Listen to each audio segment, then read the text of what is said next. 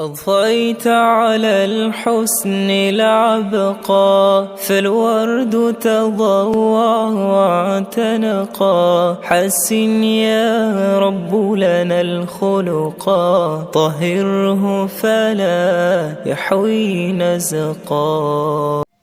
Assalomu alaykum aziz hamqishloqlar. Mana bugun 18-yanvar hafta kunida yakshanba Ehson Teji 1 yillik talaffuzidan so'ng yana o'z ishini boshladi. Xabarlaring bor, Ehson Teji mana shu Laqqon ahli bilan birgalikda bir 39-o'rta ta'lim maktabga bir chiroyli stadion qurgandik. Stadionni qurishdan maqsad Laqqonda ba'zi oilalarga yordam qilish edi. Xudo xolasa mana shu kunlar keldi. Xudo xolasa bugun 21 ta oilani ro'yxat qildik. Egalariga Xudo xolasa omonatlarini topshiramiz. Ishni boshladik. Siz yaxshimi? Ha, o'tirishga charchamasdan. Yaxshimisiz bola? Siz yaxshimisiz? Siz yaxshimi, bo'lmisiz? Bola, biz yana Ehson Teji tomonidan keldik, xola.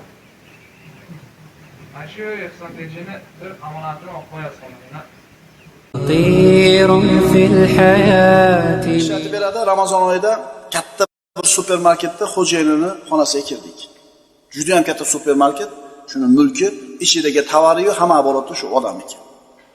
Bunga kirib, Ramazon oyida turibmiz birodar.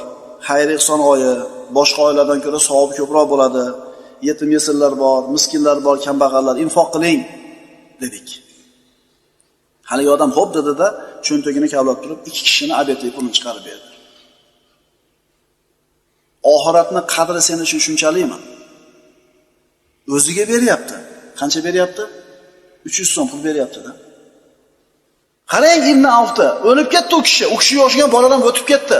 Nimani olib ketdi o'zi bilan? Qilgan infoq hisob. Aytdi-ku, inson ikkita savobni o'rtasida o'ladi. Bitta savob qoldirib ketgan savobi, bitta savob o'zidan burun o'tkazib qo'ygan savobi.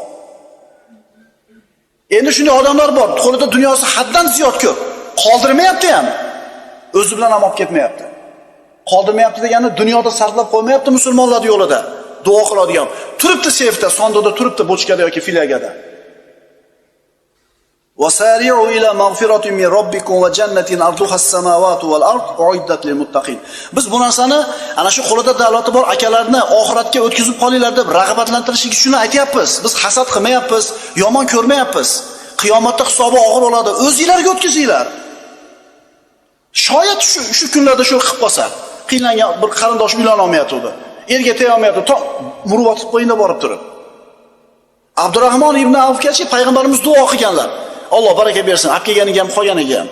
Shunaqa baraka ko'tarildi, xayolimda deydi, toshni ko'tarsam tilla topardim, kesayda jildirsam kumush topardim. Shu darajada Alloh taolo baraka berdi deydi. Alloh taoloning yo'lida sarf qilganligi uchun shunday duo berilibdi u kishiga. Ehtimol bitta zaif odamning duosi ijobat bo'lib qolib, mol-u mulkingizga Alloh taolo baraka berib yuboradi. Qarzlaringizdan qutulib ketasiz, hech chiqa olmayapsiz qarzdan. Yana bitta savdogarning oldiga borishdi bular. Ana shu Ramazon oyida.